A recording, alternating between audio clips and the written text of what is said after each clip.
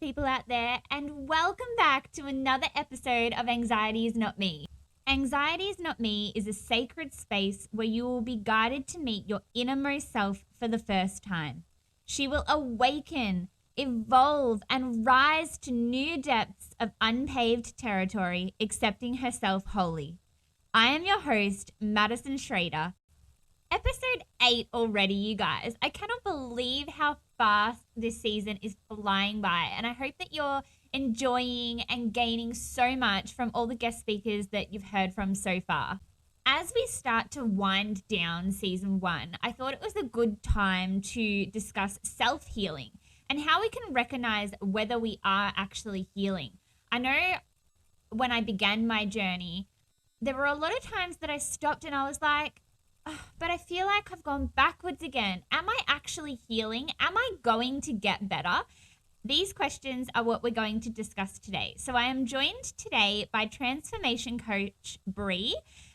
She is the founder of wellbeingbybree, and we're going to discuss self-healing, breaking patterns, and beliefs. So whether you're in the car doing school drop-off or school pickup, or you're lounging on the couch with a cuppa, get ready because this is a goodie. Hi, my name is Bree. I'm a transformation coach and I help women overcome their blocks, build confidence to step into their potential and create the life that they desire. Healing in the present can often be of old wounds or even wounds of past lives. So it means you're at your most vulnerable state.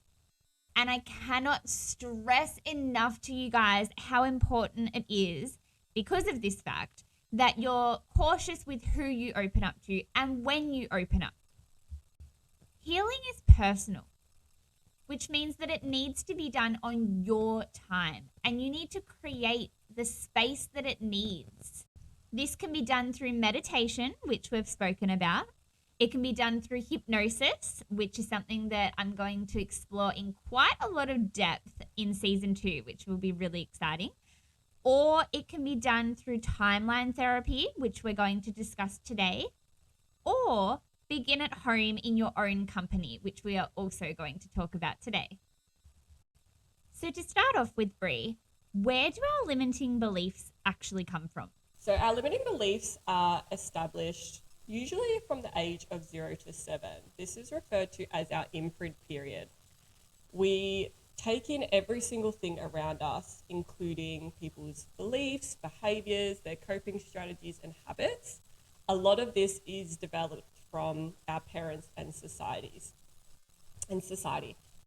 Of course, these learnings can be positive and make us who we are today, but a lot of this can be limiting and actually have a negative effect on us. We could have a lack of confidence, install a lot of fear, and have feelings of being unworthy. So I actually learned about the imprint period when my daughter was 5.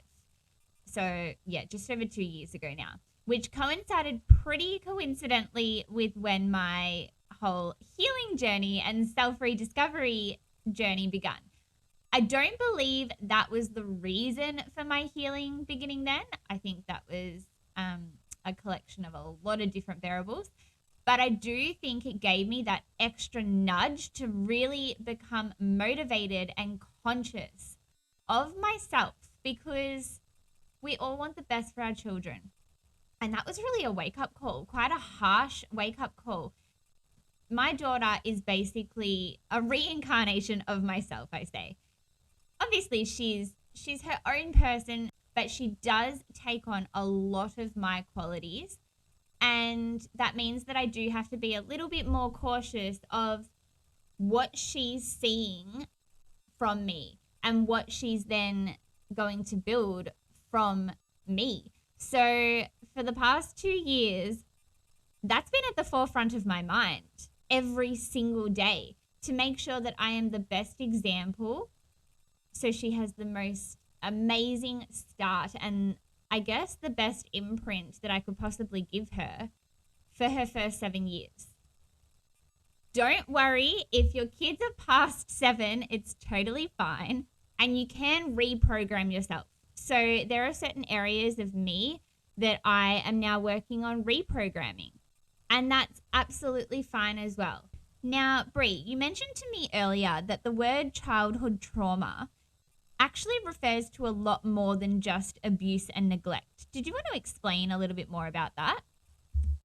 The word childhood trauma is sort of thrown around a lot on social media these days, but it doesn't really have to refer to abuse or neglect.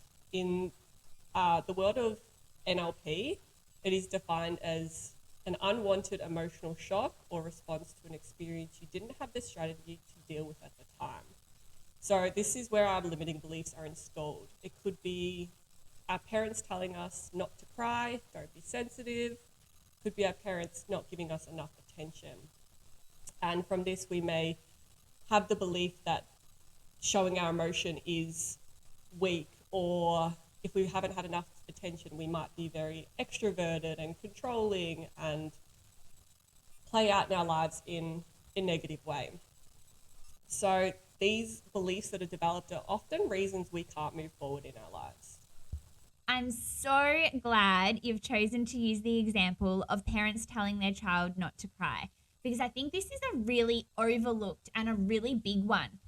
I used to always tell my kids, oh, don't cry, it's okay, because I thought that I was helping them. I thought I was reassuring them that everything was okay. Until a couple of years ago when I read this and I was like, oh, wow, that makes a lot of sense. And now in this context, I realize and I see that there are so many other ways that you can help them, and they should be allowed to express that emotion if that's how they're feeling. And then talking about why they were feeling that way. Allowing them to feel that emotion also means that they can release it and let go of it rather than dwelling on it and holding on to it. How do we know what belief systems we need to break? So there are behaviors that will alert you to having a negative belief system. Things like repeating unwanted behaviors, you may feel stuck, you may doubt yourself, you may have a lot of crippling fear and anxiety. Your mind is very negative, full of really negative thoughts. It could be things like your emotions are heightened and they're extreme, especially towards other people. And things like you're holding on to past events and past wounds and stopping them from actually moving you forward in life. You might be living in the past, and so your mindset is so heavily focused in that area that you actually struggle to move forward. So these are some of the ways that you actually can recognize unwanted belief systems. How do we know which ones we actually need to break? You sort of have to dig below the surface a little bit. This is where self-awareness sort of comes in. And it's almost good sometimes to use coaches like myself to help really ask you questions that can get to the root of where this belief system might come from. A lot of people might complain that they have issues with procrastination, but the more that you start to dive a little bit deeper, you realize that they procrastinate because they're actually fearful of what they're trying to achieve. They might even be fearful of their potential. And often we are fearful of our potential because we don't feel worthy enough of striving for what we want to actually achieve. The underlying limiting belief of pretty much all the other beliefs that you can think of, beliefs such as I can't do it, I'm not smart enough, I can't make that money, I'm not pretty enough, actually comes down to one underlying root belief, and this is the belief of not feeling good enough or feeling worthy. A majority of us have this, and is something that, when worked on, can be really, really empowering and really change the trajectory of your life. So, what is the impact of trapped emotions? Everything is energy, including your emotions. When emotions become trapped in your body, they sit at corresponding organs that have that same sort of frequency or vibration. Over time, these trapped emotions can actually cause disease. People don't realize that 90% of disease is actually caused by stress. And stress is the underlying emotion of like fear and overwhelm. So fear at some point in their life has become trapped within our bodies and can result in disease such as cancer. Similar to our limiting beliefs, we take in these negative emotions throughout our whole life, through society, a lot of the time in childhood, but can happen in any period of our life. If we're not told how to accept these emotions and release them properly, for example, our parents might tell us not to cry, not to be sensitive, we can then hold in those emotions and they then become stuck within our body, just like our limiting beliefs. I think as soon as we hear that awful C word, it just becomes that little bit more real and that little bit more confronting. So, how can we move these emotions? It's so important to firstly let ourselves feel all the emotion, accept it with grace, and then move through it once we have accepted and actually felt it. If you're feeling like you need to cry, the best thing that you can do is actually cry. It allows you to release that emotion. Some other ways in which you can actually move these emotions is through movement. Dancing is a really big one, and I know that that's something you love to do, and it's very, very transformative, which I think you've spoken about in one of your other episodes. Breath work is a really, really great way. Journaling and actually noting it down, sometimes putting the pen to paper, actually helps to release that emotion out. Are you able to elaborate on why journaling in particular is so important? Journaling is important because it is a tool for self-awareness. And I like to say that self-awareness is a human superpower. When we can understand and get to know ourselves better, we can change our thoughts, our behaviors, and our actions. And journaling is one of the best ways that you can really get to know yourself. It brings you into a really meditative state almost and allows you to get curious. Letting things go to pen and paper allows actually a release of that sort of stored energy in our bodies. It can also be a really great place for gratitude. If you can write down, 3 things that you're grateful for in the morning, it can change your whole day. Gratitude is one of the highest human expressions and is a great way to actually start your day and improve your positivity. It's one of the best positive hacks that I could give anybody. Journaling is great for various reasons. The self-awareness, gratitude, emotional release.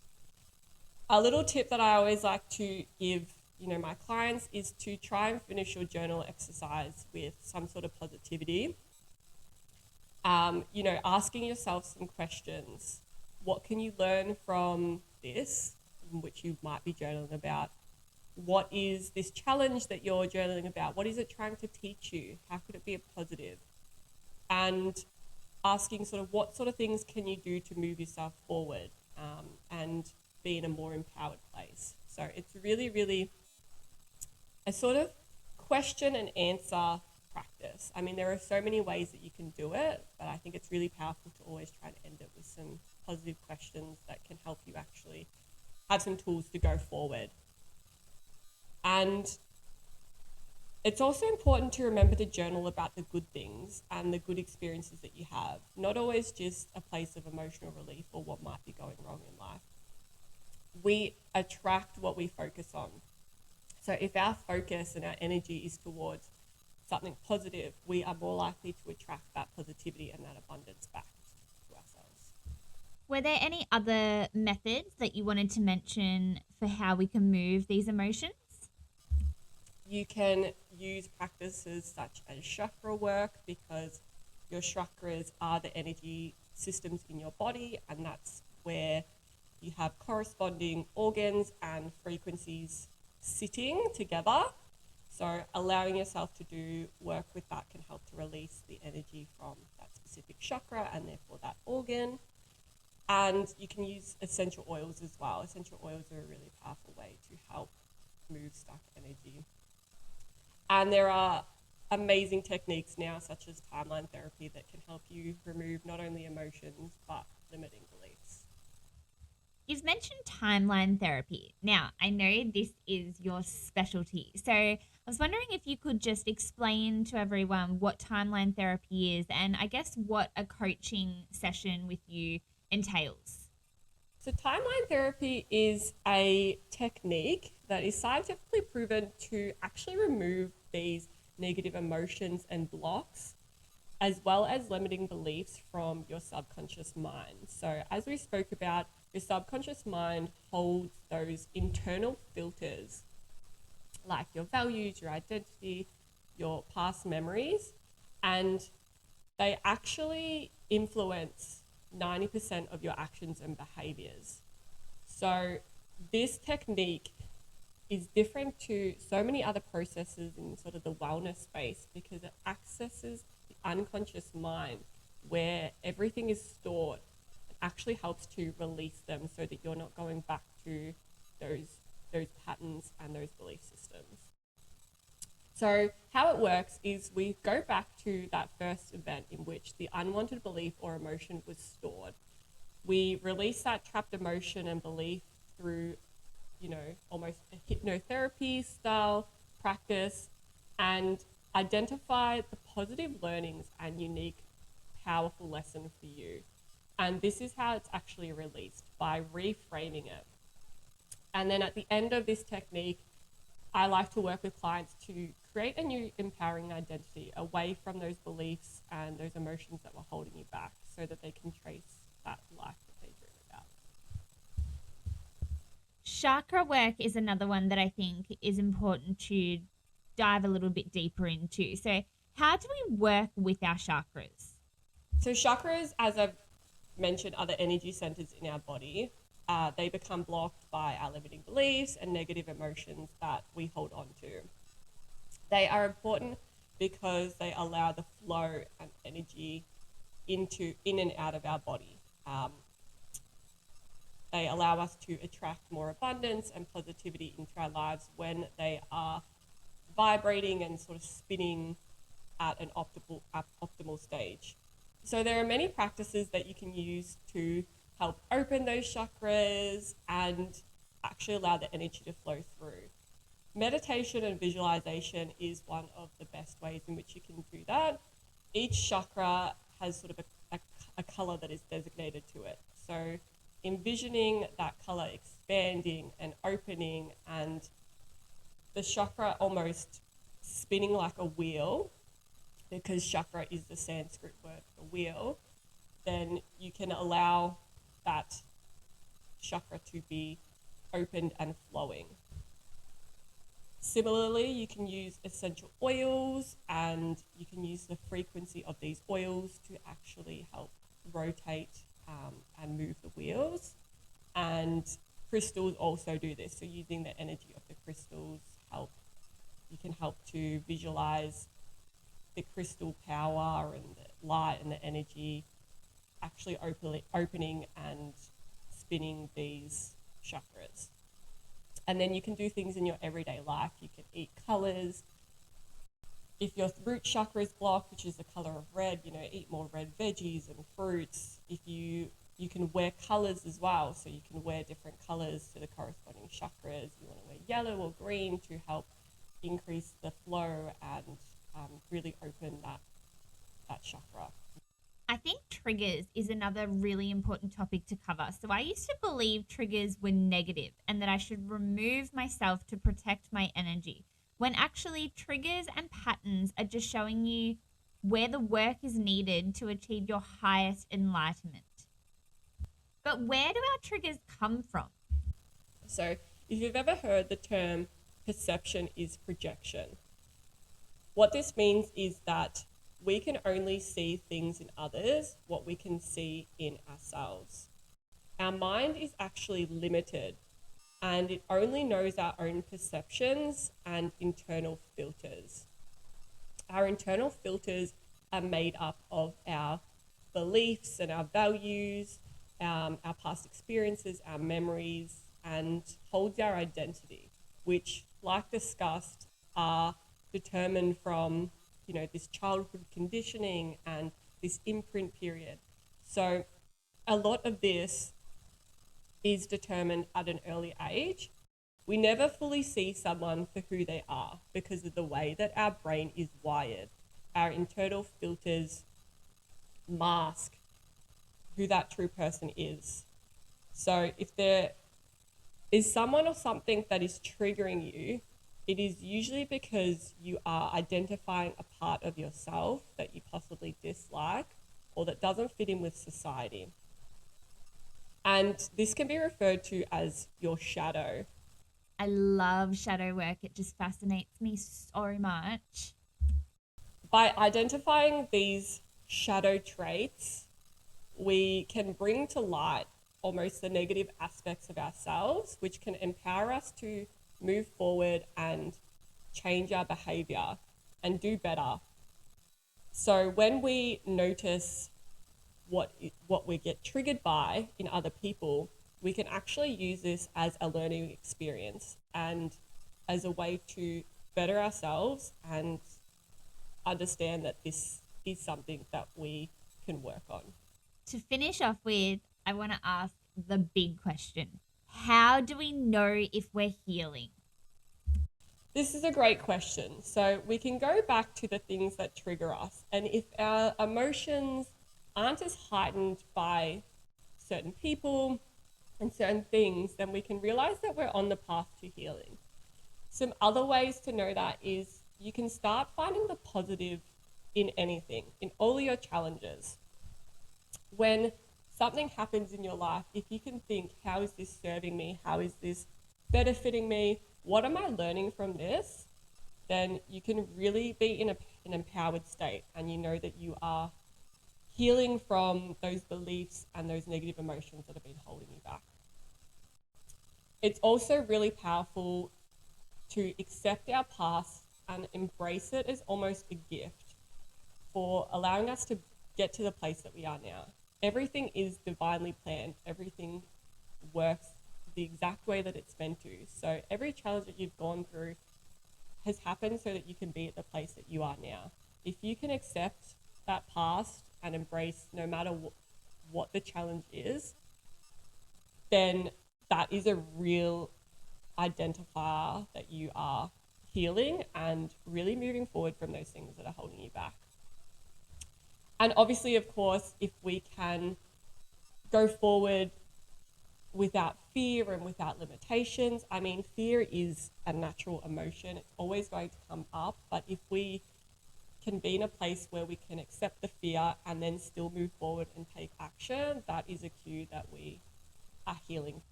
Thank you so much for being here today, Bree, and sharing such powerful information. It is so beneficial for us to learn these tools and implement them into our daily routines. Well, thank you so much for having me on the podcast. It's been an absolute honor. Anxiety is Not Me is a place for all of us to share and to feel inclusive. If you would like to share your story, please reach out to me. Sending you energy of love and peace as you become more aware of your inner light than ever.